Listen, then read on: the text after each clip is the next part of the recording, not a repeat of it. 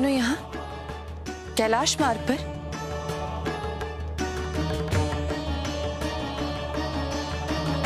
माता, आप दोनों चिंतित प्रतीत हो रहे हैं। हाँ, अनिष्ट की आशंका से चिंतित हूँ। जब से त्रिदेव उस रहस्यमय लोक की यात्रा पर गए हैं, मेरे मन में भी कुछ ऐसे ही भाव उमड़ रहे हैं। आपकी चिंता व्यर्थ है बहन। मेरे होते हुए त्रिदेवों का कोई अहित नहीं कर सकता। किंतु वह तारकासुर? तारकासुर उन्हें क्षति पहुंचाने का केवल स्वप्न देख सकता है, परंतु स्वप्न को सत्य की धरातल पर उतारना उसके लिए असंभव है।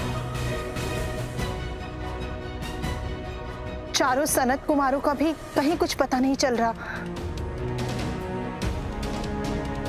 वो दोनों कहीं उदंडता के लिए गए होंगे माता। उनके लिए चिंतित होना अपने आप को व्यतीत करने जैसा है। आप दोनों चिंतित ना हो, मैं पता लगाने का प्रयत्न करती हूँ।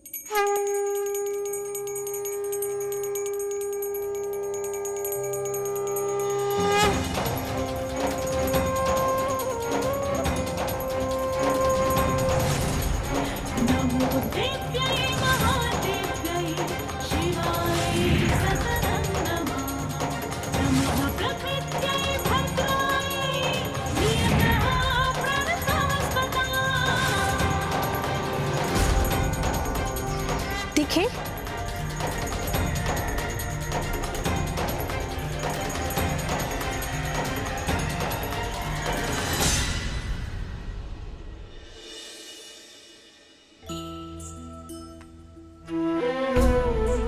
अब तो ऋतुओं का भी परिवर्तन आरंभ हो चुका है।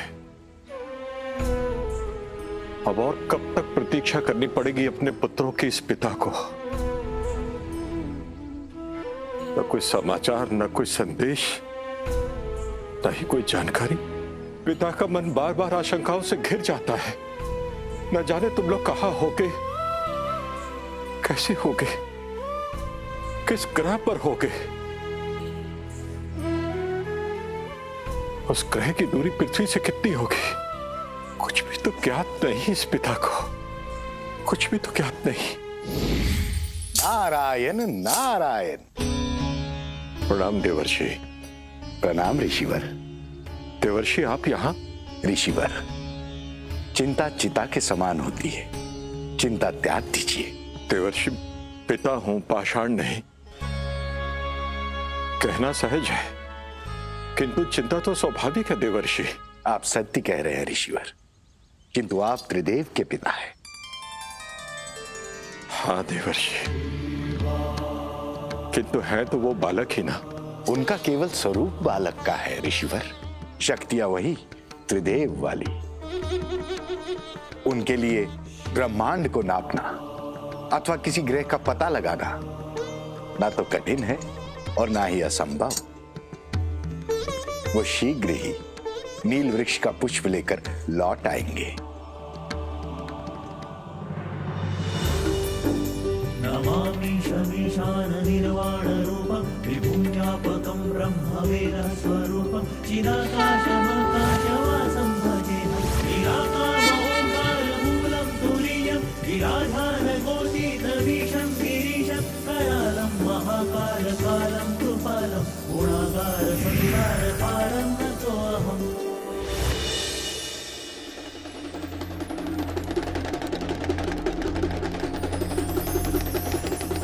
आपका हृदय तल से आभार पुष्प।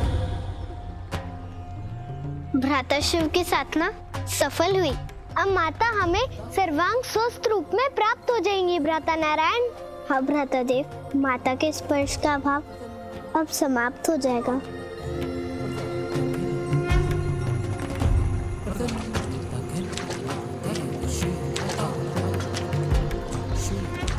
वो देखिए, भ्राता शिव माता के प्राणदायी पुष्प लेकर आ भी गए।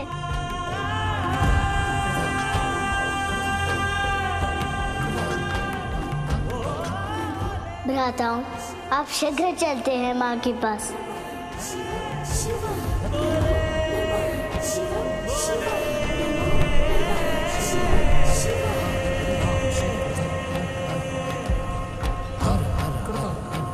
शिव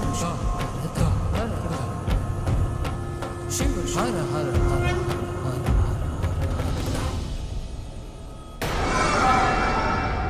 असुर राज तारकासुर, अब हम अपने अभियान को गति दे सकते हैं। अविलंब आज्ञा दीजिए कार्य प्रारंभ करने की।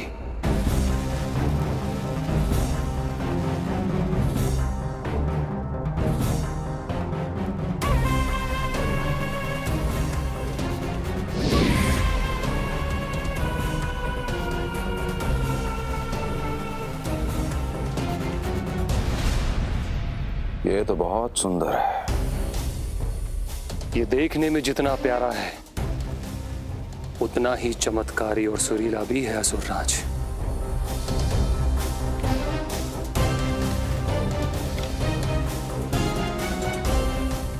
इस छोटे से वाद्य यंत्र की ऐसी क्या विशेषता है? इस वाद्य यंत्र के बजने से जो धुन निकलती है उससे कोई भी बिना प्रभावित हुए नहीं रह सकता।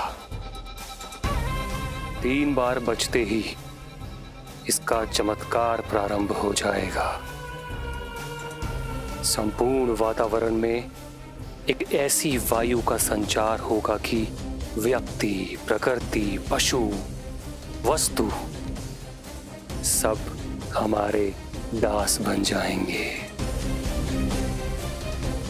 यहां तक कि कोई भी देवी देवता इसके धुन से उत्पन्न स्वर लहरियों से अछूते नहीं रह पाएंगे। यदि ऐसा गुण है इस वाद्य यंत्र में तो अनुमति है तुम्हें। अनुमति है इसे बजाने की। बजाओ इस मायावी, इस चमत्कारी वाद्य यंत्र को।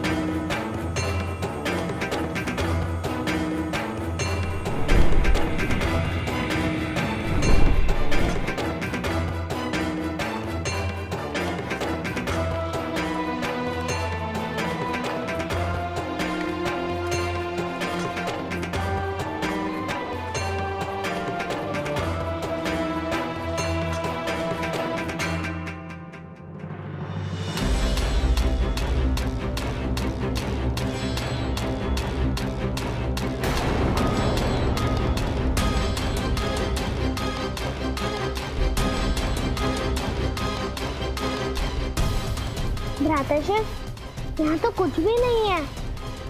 ना घर, ना पिताश्री, ना माता। पिताश्री,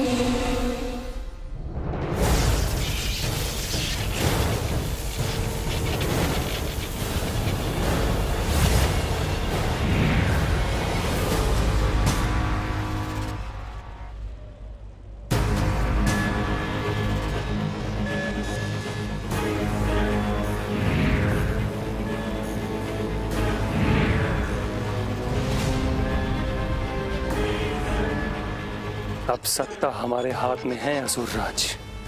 सत्ता के साथ साथ इनकी स्वतंत्रता, इनका जीवन, अब ये संपूर्ण ब्रह्मांड देखेगा तारकासुर की अतुल्य शक्ति को। नतमस्तक हो जाएंगे, जड़ से लेकर चेतन तक। उचित कहा असुरराज। और जब तक ये समझेंगे कि वस्तु स्थिति क्या है, तब तक तो विषाक्त वायु के प्रभाव से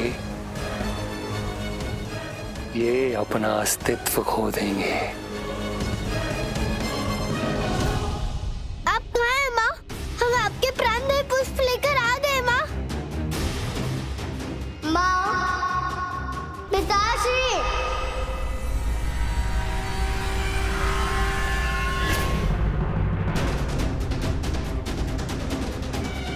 माँ, माताश्री, पिताश्री, पिताश्री, माता, पिताश्री, माँ, माता, पिताश्री, माँ, माँ, पिताश्री, पिताश्री।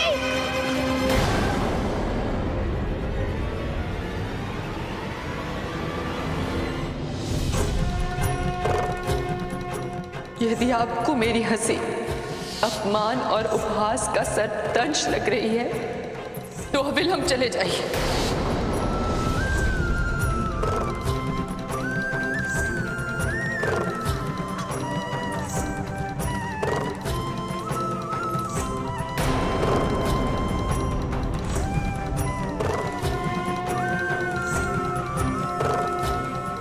देवी लक्ष्मी, यहाँ कोई दिख नहीं रहा है।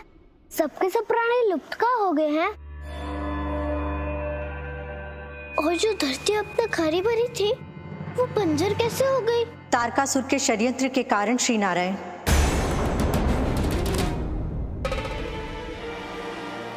ये उसके बिछाए कुत्सित विचारों के जाल का दुष्परिणाम है। उसने इतनी बड़ी घटना रच कैसे दी?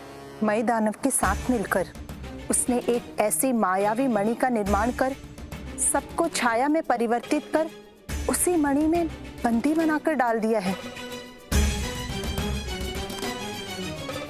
वो कैसी मणि है जिसमें सब समाहित हो गए हैं? पारदर्शी जल के समान एक बुलबुला है। उसने उसी को मणि के रूप में अपने गले में पहन रखा है और अपनी शक्तियों से उसे नियंत्रित कर रहा है। उसने आप दोनों को छाया में परिवर्तित कर बंदी बनाने की चेष्टा नहीं की थी।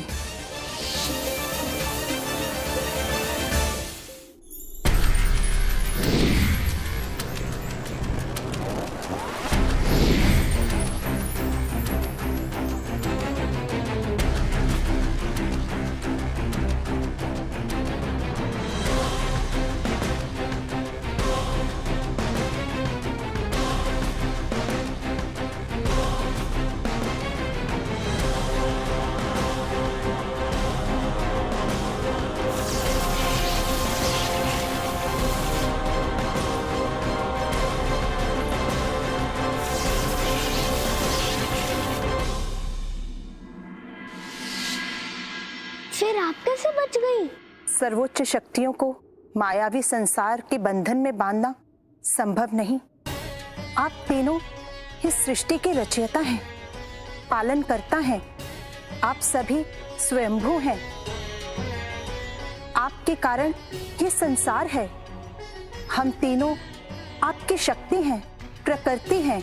इसलिए आप पर और हम पर माया का प्रभाव नहीं पड़ता। पुरुष और प्रकृति अलग नहीं, अतः उन पर पड़ने वाले प्रभाव और दुष्प्रभाव भी एक समान हैं। और वह आप तीनों को भी वायु रूप में परिवर्तित करने की कुचेष्टा करेगा, परंतु विफल रहेगा। और तब वो अन्य उपाय से आप तीनों को अपने माया जाल में उलझाने का प्रयत्न करेगा। ये तो बहुत बड़ा संकट है देवी। फिर इस संकट से मुक्ति का मार्ग क्या है? हमारा साथ। हम साथ मिलके इस संकट को दूर कर सकते हैं। वैसे भी कहा गया है, संगे शक्ति युगे युगे। यदि हम साथ नहीं रहे तो तारकासुर विजयी हो जाएगा और देवी अनुसुईया को भी ढूंढकर लाना कठिन हो जाएगा।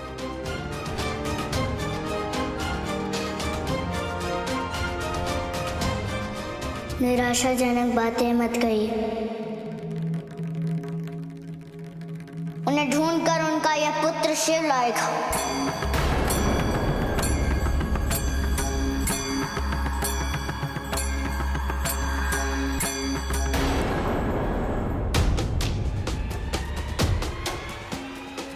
अंततः हम सफल हो गए माता। कर लिया इस संपूर्ण संसार को अपनी मुट्ठी में। सबको अपना बंदी बना लिया है। सब मेरे दास हैं। अब वो वही करेंगे जो मैं चाहूंगा, जो मैं कहूंगा। माता, कर दी ना मैंने आपकी इच्छा पूर्ति। आपके पुत्र ने गर्व के उस पल को आपके चरणों में लाके डाल दिया है। तारका, तू जिस हर्ष से उन्मत्त हो रहा है वो निरर्थक है। माता, मुझे गर्व तो तब होता तारका जब वो व्यक्ति तुम्हारे वश में होता, किंतु दुर्भाग्य तो देख, तूने ये सब जिस व्यक्ति के लिए किया वो तुम्हारे वश में ही नहीं है, तुम्हारे सम्मोहन से परे हैं। और भ्राता, वो तीनों देवियां और दोनों देव, उन पर भी आपकी सम्मोहन शक्ति का जादू कहाँ चला? और वो तीनों देवियां जिन पर वायु का प्रभाव था, प्रभाव खत्म हो चुका है। बल्कि वे तीनों देवियां अपने वास्तविक स्वरूप में विचरण कर रही हैं, निर्भय होकर। अजामुखी, तेरी जिह्वा को कंठ से अलग करने में मुझे पल भर का भी विलंब नहीं होगा। क्षमा कीजिएगा भ्राता, मेरी मंशा आपको कटाक्ष के कांटे चुभोना नहीं था। अपितु मैं तो ये चाहती हूँ कि आप बाल शिव को अपने वश में कर लें। सत्य कह रही है अजा। तारका, तू षड्यंत्र का ऐसा सघन जाल बिछा जिसमें हमारा शत्रु बाल शिव फंस जाए और उस जाल से वो कभी भी बाहर ना निकल पाए।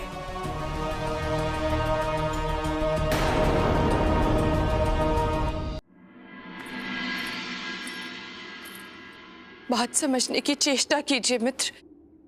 इस बार संकट बहुत बड़ा है। ये कार्य बिना हमारे साथ के सफल नहीं हो पाएगा। आपको मेरी आवश्यकता पड़ेगी,